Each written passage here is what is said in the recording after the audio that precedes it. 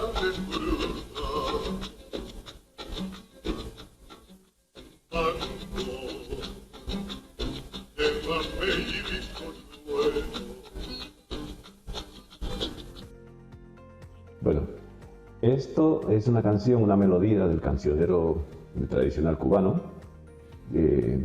Continuaba diciendo: piñas dulces como azúcar cosechadas en las lomas del Caney. Esto es del cancionero, como decía, tradicional cubano. Seguramente la hemos escuchado también por Compay Segundo, y que hace alusión a las frutas que se cosechan en una pequeña población ubicada a unos 6 kilómetros de Santiago de Cuba, en Cuba, y que es muy reconocida mundialmente porque las frutas tienen un extremo dulzor y un aroma impresionante. Es cierto, todo el mundo posiblemente puede decir que en su tierra se dan las frutas más dulces, pero sí, reconocido internacionalmente que las frutas del Caney son de las que son más dulces. Y posiblemente hay muchos factores que pueden influir en este dulzor que tienen las frutas del Caney en Santiago de Cuba. Posiblemente el pH del suelo, que es bastante favorable, los niveles de humedad que hay en esa parte del territorio cubano, también los regímenes de temperaturas que hay, que es bastante peculiar en esa zona, y posiblemente la forma en que los agricultores, los campesinos, han ido cultivando la tierra durante muchos años. Pues aquí quizás, desde el punto de vista de la microbiología, posiblemente podemos dar otra explicación.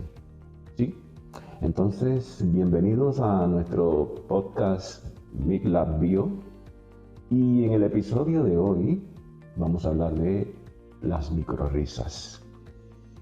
Efectivamente, las micorrizas son asociaciones simbióticas entre hongos y las raíces de las plantas vasculares. Normalmente esta asociación es muy importante para las plantas. Parece ser que en apariencia las raíces segregan azúcares, aminoácidos y otras sustancias orgánicas que son utilizadas por los hongos. Y en contrapartida, parece que los hongos convierten los minerales del suelo, las materias de descomposición, en formas que son asimilables para las raíces. Muchas investigaciones apuntan a que también los hongos facilitan o pueden ayudar en la captación del agua, y también se cree que las micorrizas pueden ser o servir de puente para que los fosfatos y los glúcidos puedan pasar incluso de una planta a otra. A finales del siglo XIX, un biólogo y botánico alemán demostró que los líquenes consisten en una asociación íntima entre un hongo y un alga. Luego, a esta asociación simbiótica, a esta asociación, él fue el que la acuñó como simbiosis. Y eso lo hizo para describir una asociación que es mutuamente beneficiosa entre dos organismos.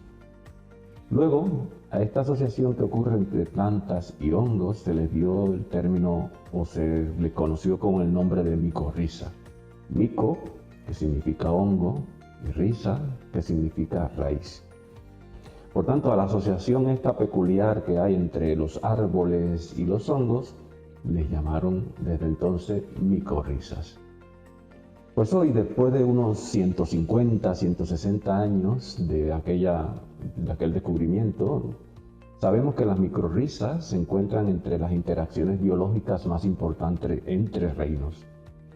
Pues involucran, por ejemplo, asociaciones entre más de 50.000 taxones de hongos y aproximadamente unas 340.000 plantas terrestres. Y fíjense que he dicho 340.000, 350.000 plantas terrestres. Sin embargo, hay excepciones de plantas que al parecer no establecen este tipo de relaciones simbióticas, es decir, que no tienen micorrizas.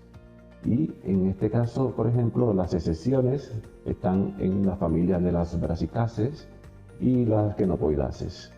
Estas excepciones, que les digo, parecen que son de las que no parecen formar micorrizas, pero de ellas hablaré un pelín más adelante, al final de este episodio. Ahora nos vamos a centrar en esta simbiosis tan interesante entre plantas y hongos, que son las llamadas micorrizas. Bueno, ya les decía, las micorrizas son asociaciones mutualistas entre plantas y hongos micorrízicos. Fíjense que hago el énfasis entre plantas y hongos micorrízicos, no todos los hongos micorrízicos.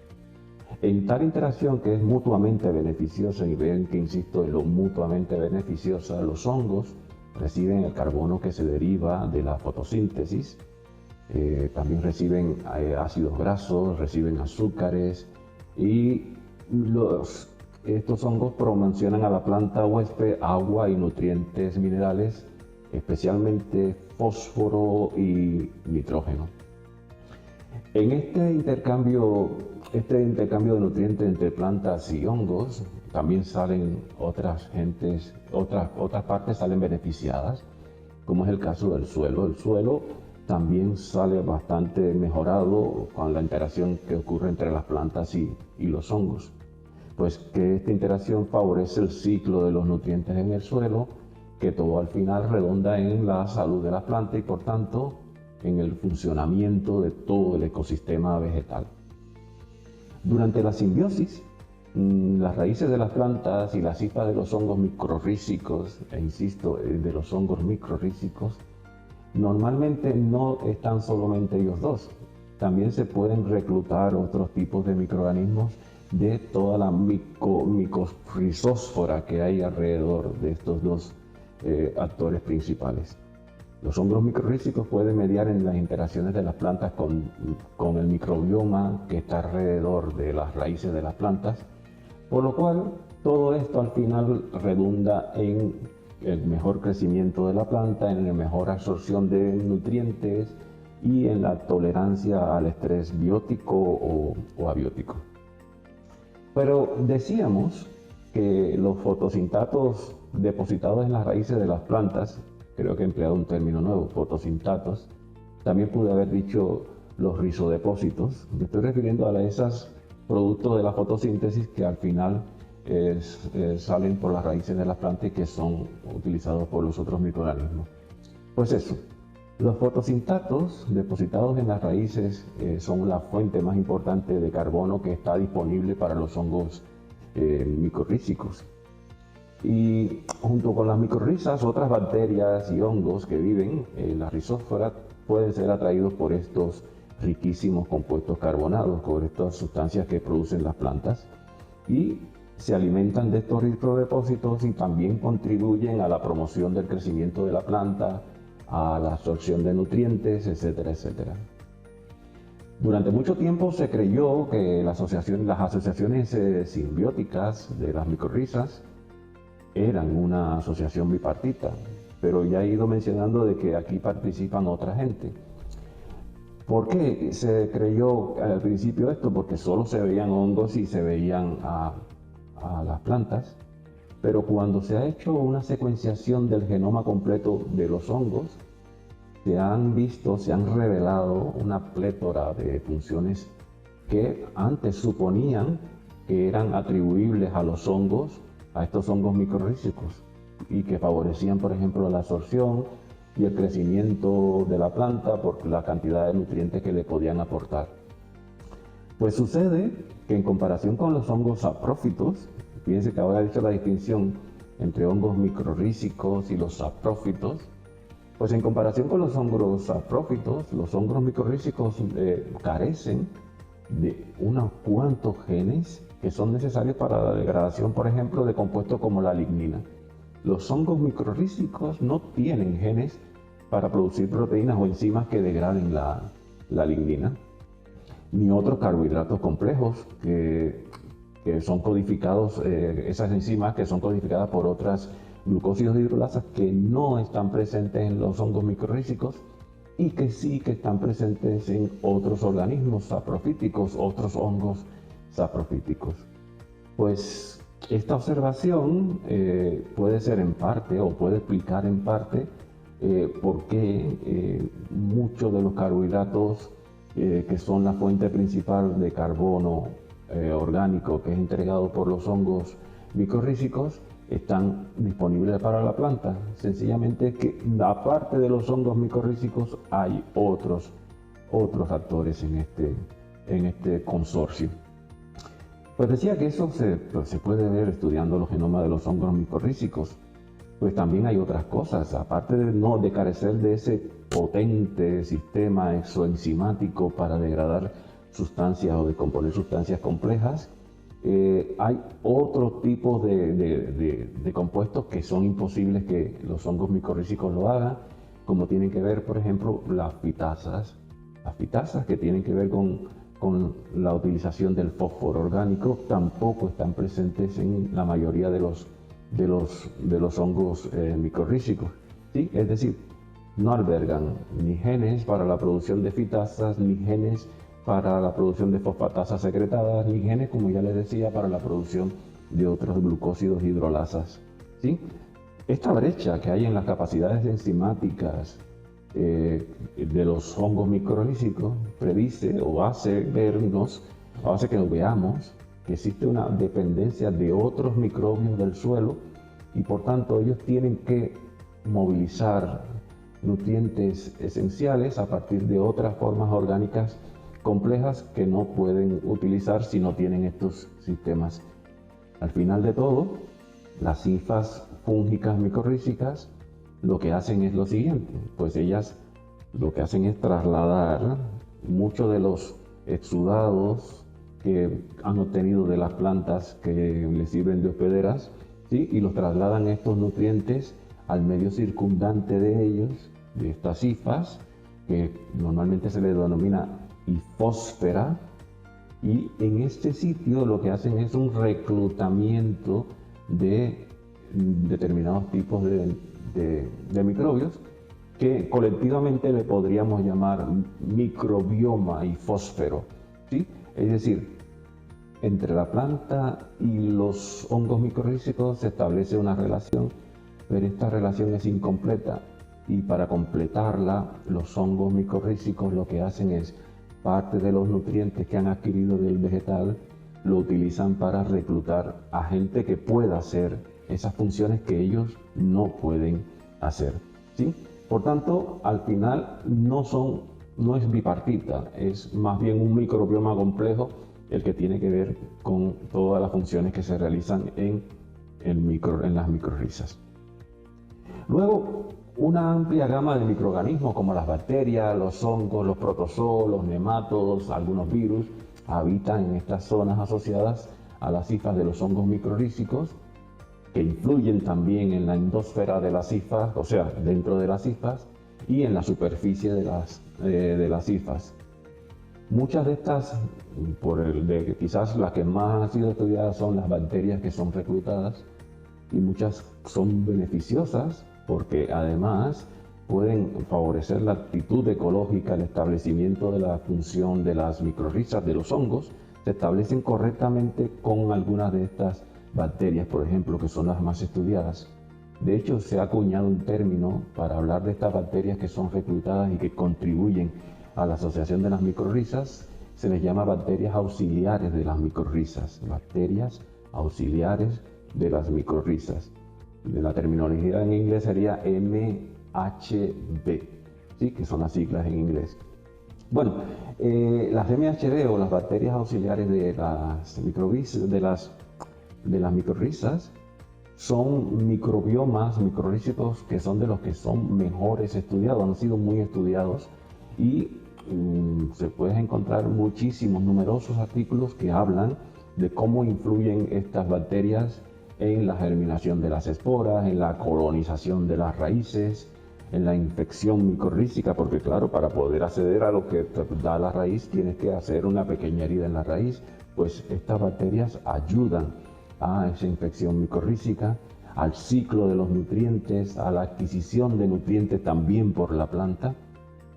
Quizás el ejemplo tipo, el que es más estudiado, es esa asociación que tiene Pseudomonas fluorescens, que es el ejemplo más típico de estas bacterias auxiliares de las micorrizas, y su asociación con el hongo comestible Lacaria bicolor. Pues aunque esto va a ser tema de algún episodio de futuro, pues entre Pseudomonas fluorescens y Laccaria bicolor hay una asociación interesantísima en la que Laccaria acumula un disacárido que se llama trealosa, ¿sí? Es un disacárido de glucosa, la trealosa, y este polisacárido que acumula el hongo en sus hifas quimioatrae a las bacterias estas auxiliares, que es Pseudomonas fluorescens. Pseudomonas fluorescens tiene el potencial de una enzima que se llama que rompe, es sin de la trealosa, es una trealasa, el nombre no me salía. Tiene una trealasa que no tienen prácticamente muchas de las bacterias del suelo, por tanto ella puede disponer fácilmente de glucosa, motivo de la degradación de la trealosa. Pues lo que hace la hifa es producir o acumular gran cantidad de trealosa, esa trealosa atrae a Pseudomonas, y Pseudomonas, ¿qué hace? Pues produce muchos compuestos, entre ellos produce altas concentraciones de tiamina, ¿sí? La tiamina es algo que potencia el crecimiento de los hongos no producen tiamina. Al final, esta relación, que he minimizado solo a dos compuestos, uno que produce uno y uno que produce el otro, es mucho más grande, es mucho mayor esta relación, pero al final es una relación que habla muy bien de por qué Pseudomonas contribuye al crecimiento del hongo microrrízico y al final quien se beneficia de todo esto es el vegetal. ¿Sí? Bueno, pero ahora para centrar de nuevo el tema, porque ya me estaba yendo un poquito, para centrar el tema y no dejar de responder algunas de las preguntas que nos hacen nuestros alumnos, responderé algunas de estas que me hacen con frecuencia y así centro el tema de las microrrizas. ¿Sí? La primera de ellas es, al final, para centrarlo ya del todo, ¿qué son las microrrizas? ¿Sí? Ya lo hemos respondido, pero lo digo rápidamente y resumidamente. Es un término que describe globalmente toda una serie de estructuras formadas por asociaciones que se establecen entre varios géneros de hongos del suelo y raíces de la mayoría de las plantas vasculares. Han visto que he bajado la velocidad para decir la mayoría de las plantas vasculares.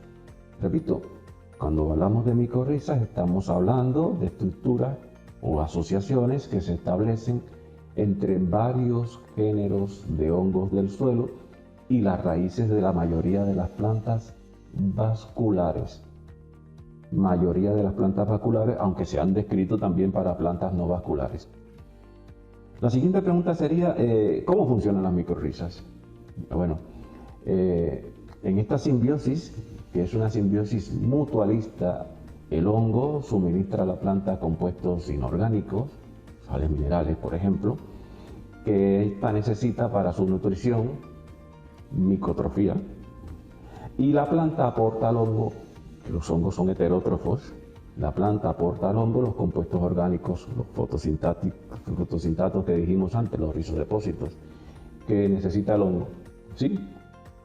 Pues el establecimiento de estas asociaciones implica la creación de fuertes interdependencias que incluso pueden llegar a que el hongo, que pasa a ser parte natural o una parte más del sistema radical de las plantas, y de hecho cuando tú observas están perfectamente integrados en el sistema radicular de las plantas y al punto que pueden incluso llegar a imposibilitar que si no está él, la planta se pueda desarrollar. ¿Sí? Pues también el hongo también podría tener determinado dependencia también, pero es un poco más relativa, puesto que los hongos también podrían depender de otras cosas, como hemos mencionado antes, como las bacterias que están cerca de él, que ellos pueden atraer también. ¿Sí?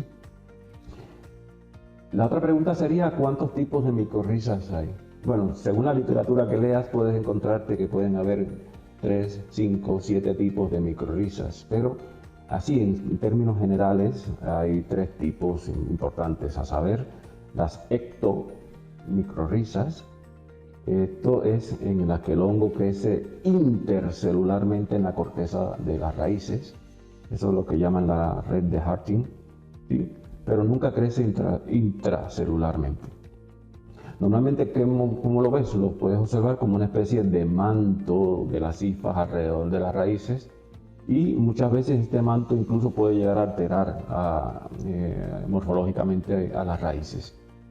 Bueno, normalmente incluso son tan específicas y tan especiales que tienen o permiten este tipo de manto, por la forma en que se organizan, puede llegar a que tú puedas identificar el tipo de microrriza que está formando esta relación. Aunque no siempre se forma el manto, pero normalmente puedes visualmente llegar a identificar quién es el hongo que está llegando a hacer esta asociación. Normalmente casi todos los que forman ectomicrorrizas son de las clases de los basidiomycetos. En futuros episodios hablaremos de los basidiomycetos, pero así, rapidito, podemos decir que los basidiomycetos son las setas comestibles, ¿sí? Los Boleptus, el níscalo, etcétera, los champiñones silvestres,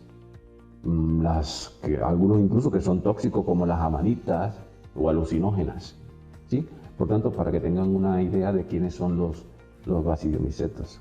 Y también pueden haber algunos ascomicetos, que son aquellos hongos que tienen el micelio tabicado y que producen ascósporas endógenas.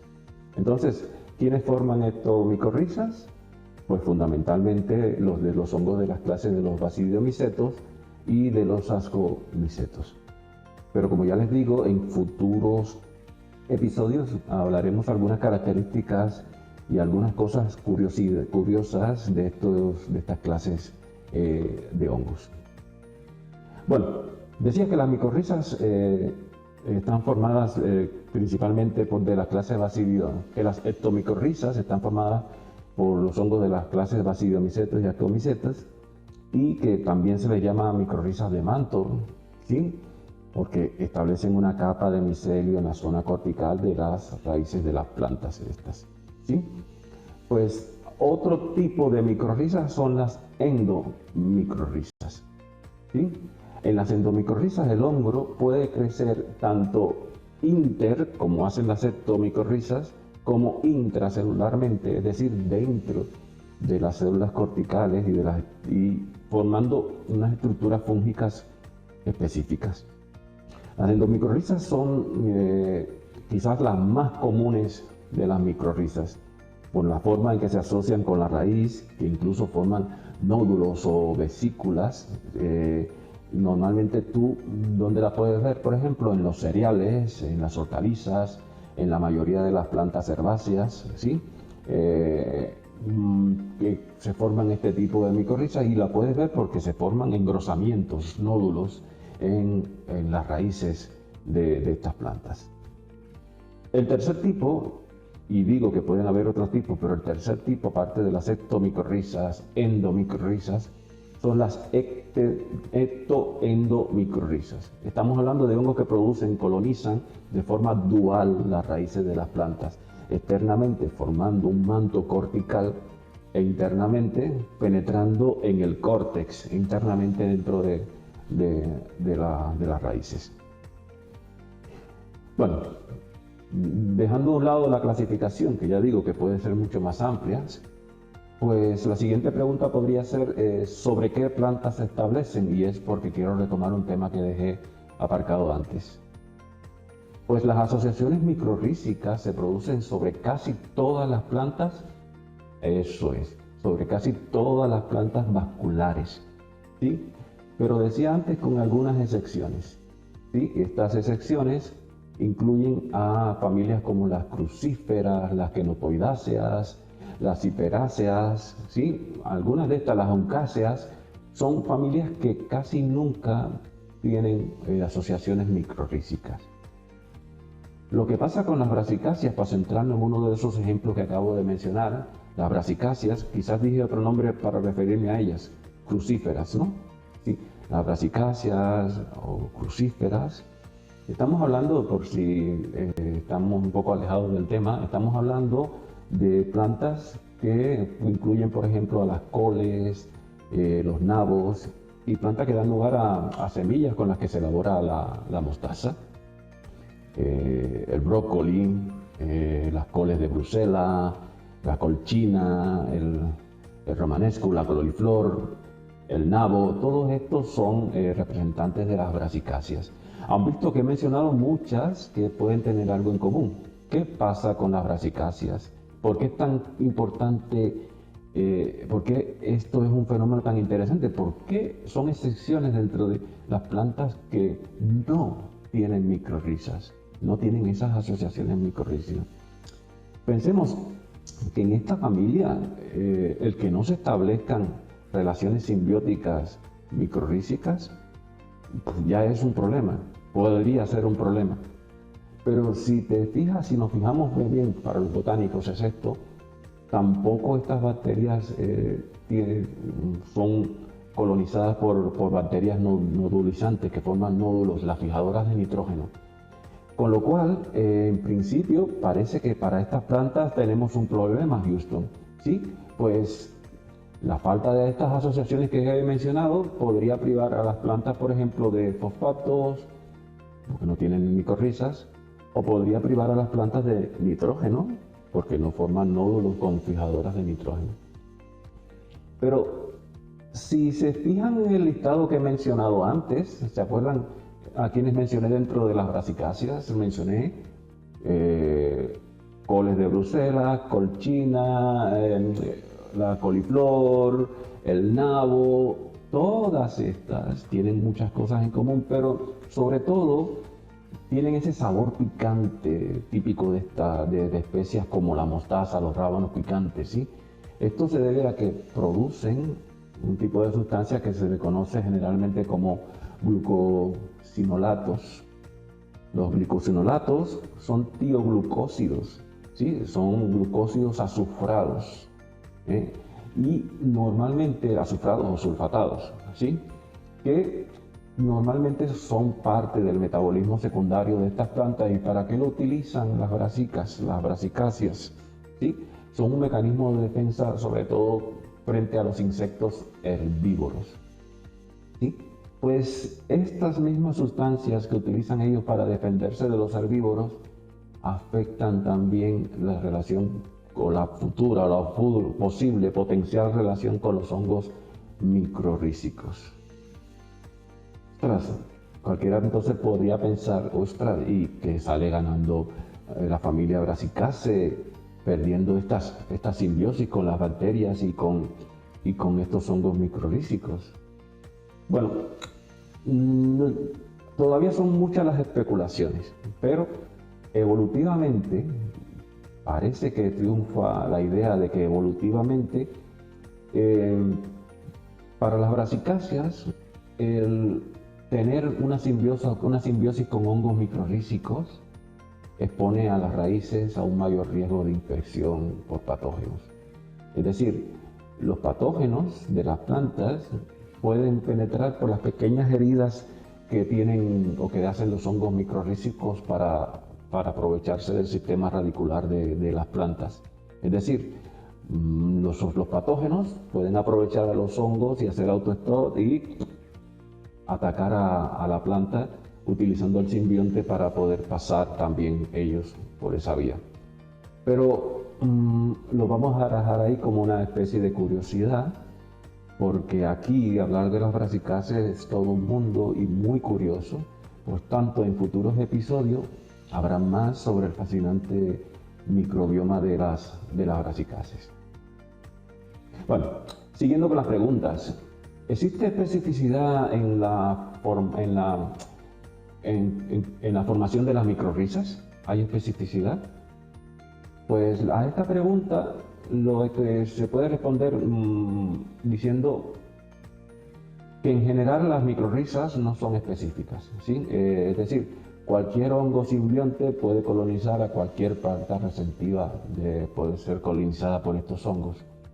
Sin embargo, existen preferencias, ¿sí? Hay preferencias que hacen que una afinidad sea más compatible que otras. Hay parejas que son más compatibles que otras. Y es lo que pasa en las plantas de esa localidad que hablaba al principio del Caney, ¿sí?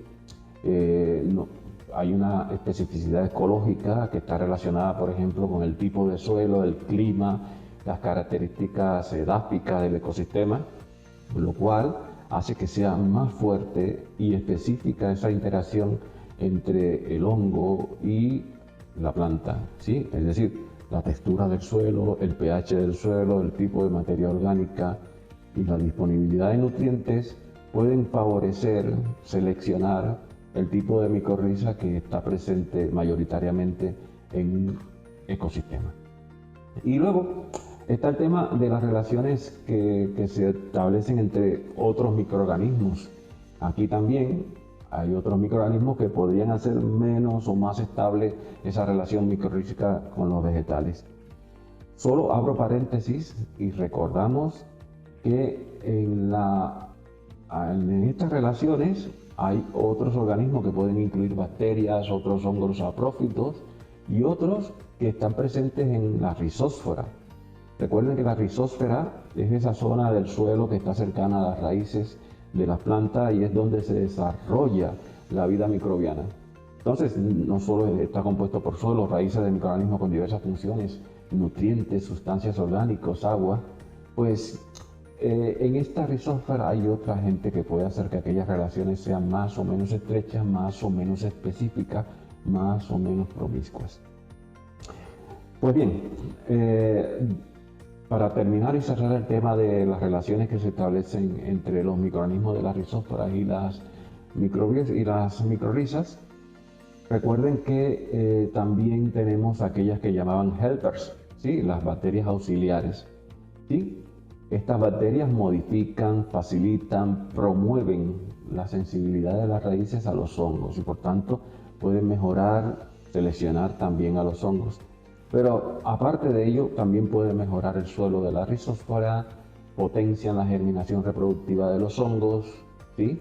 ¿Y por qué? Porque ellas producen determinados factores de crecimiento que pueden seleccionar a determinadas poblaciones de hongos, sustancias que son antagonistas, pueden producir sustancias que son detoxificantes también o que inhiben a otros competidores. Posiblemente este mundo es bastante interesante también. En futuros episodios hablaremos de algunos representantes de estas bacterias auxiliares, helpers, como son, por ejemplo, los más típicos, los más conocidos, Agrobacterium, Burkholderia, Pseudomonas, que ya mencionamos antes, los bacillus, los penibacillus y los streptomicetos, ¿sí? Como ven, estoy mencionando típicos, hongos, bacterias típicas del suelo, pero muchas de ellas también son específicas también de determinadas microbiomas radiculares también. Bueno, de lo que hemos hablado hasta el momento, posiblemente, y para ir concluyendo, es fácil ver la contribución de los hongos microrrízicos a la agricultura. Y también, por ejemplo, empezar a darnos respuesta a lo que dijimos al principio de por qué las frutas del Caney, Santiago de Cuba, son tan dulces, ¿sí? Y es que los microbiomas, las micorrizas, ayudan, por ejemplo, a mejorar el rendimiento de las plantas. ¿Por qué? Porque mejoran la tolerancia, por ejemplo, al estrés abiótico.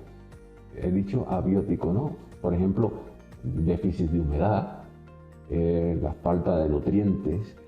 Pues normalmente cuando hay simbiosis entre plantas y hongos microrrízicos, las hifas mejoran la absorción de agua, mejoran la absorción de nutrientes y por tanto ayudan a que ese estrés abiótico, que es una de las cosas que podría ser grave para el crecimiento de las plantas, pueda ser mitigado. Hay muchos más ejemplos de estreses abióticos, por ejemplo, la salinidad, que ahora mismo afecta al 20% de toda la tierra cultivable del mundo, también puede ser mitigada por la presencia de estos tipos de hongos microrrízicos. Pero no solo los factores abióticos, también hay un desempeño como bioprotectores bióticos, ¿sí? Ellos pueden suprimir a determinados patógenos fúngicos y que pueden causar enfermedades en las plantas, ¿sí? También lo podemos encontrar suprimiendo a otros tipos de bacterias podrían producir determinadas sustancias que los vegetales no pueden adquirir a partir del suelo, ¿sí? Por tanto, es muy común que tú te puedas encontrar que muchos biofertilizantes o fertilizantes biológicos incluyan a este tipo de hongos microrrízicos para potenciar, promover el crecimiento vegetal y el aumento de la productividad de los vegetales. Bueno, yo creo que hemos respondido a al por qué las frutas del caney podrían ser más dulces, más aromáticas. Posiblemente porque en esa zona del caney se desarrolla un tipo de microrrizas, un microbioma alrededor de las raíces de estas plantas frutales que hacen que, en este caso, la biología dé la explicación a lo que pueda causar este dulzor. Y ahora, en la canción que mencionaba yo al principio, terminaba de la siguiente manera: Caney de Oriente, tierra divina, donde la mano de Dios echó su bendición. ¿Quién quiere comprarme frutas sabrosas, marañones y mamoncillos del caney? Pues eso tiene que ver con con estas interesantes asociaciones microcíclicas. Nos vemos en próximos episodios de este podcast. Un saludo. Hasta luego.